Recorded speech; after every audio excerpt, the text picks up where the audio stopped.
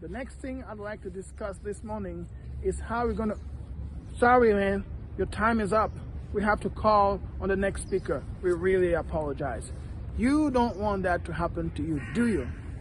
You want to be able to complete your address or your speech on time. And that's exactly what I'm going to talk about in this segment. Timing. We are also going to talk about structure. But before we go ahead, hey folks, I'm Alan. I'm a petroleum engineer. Welcome to this part 2 of my series on how to address your audience and make an impact.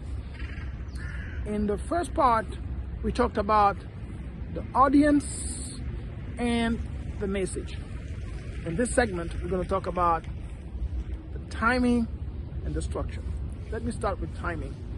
As I just mentioned, you don't want to be interrupted. You don't want to be stopped when you haven't completed your speech or your address. That's extremely frustrating, and that will ruin your message.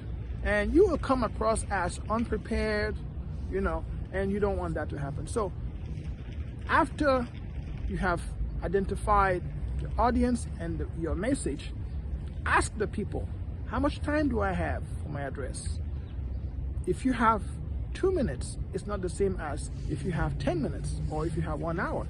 If you have an hour, then you have much time, a lot of time to elaborate, give details, tell stories.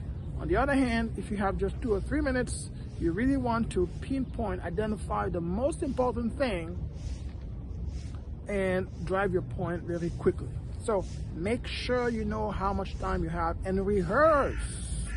You should leave about a buffer zone of 30 seconds. So you have plus minus 30 seconds so that you know you're going to finish your speech on time. If you have a 2 minutes speaking time, for example.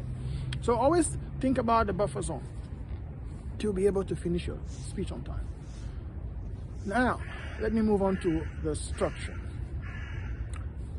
After you know the amount of time you have, let's say you have been given 5 minutes. So that will help you really structure your speech. There are a few ways how you can structure your speech. You might decide to take the advantage, disadvantage structure, or the compare and contrast structure, or maybe the chronological or step-by-step structure. Let's say, for example, if you are a petroleum engineer, a drilling engineer, and you're going to present 2 different technologies, 2 different tools, for example, the PDC bit and the roller cone bit, you can decide to take the compare and contrast structure, or the advantages and disadvantages structure, because here you are comparing 2 different technologies or 2 different tools. So you focus on the pros of one, then the cons, and then you move to the other side, pros and cons. So advantage, disadvantage, or compare and contrast is good if you are comparing 2 things. If you are explaining a particular process, let's say you want to tell people how to install their printer, and that can be a headache. That's a daunting task sometimes. So you buy a new printer and you want to install it, to connect it to your desktop or laptop. So you might choose a chronological approach. First do this, then do that, next do that. So that's a good approach. That's a good approach you can use in this case.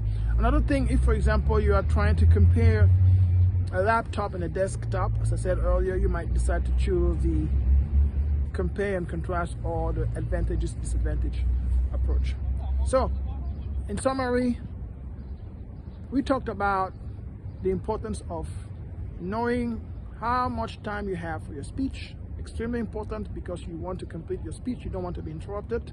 And secondly, we also discussed types of speech or address structures, which are advantages, disadvantages, chronological or step-by-step, and the compare and contrast approach. I hope this helps you make a strong impact on your audience in your very first address.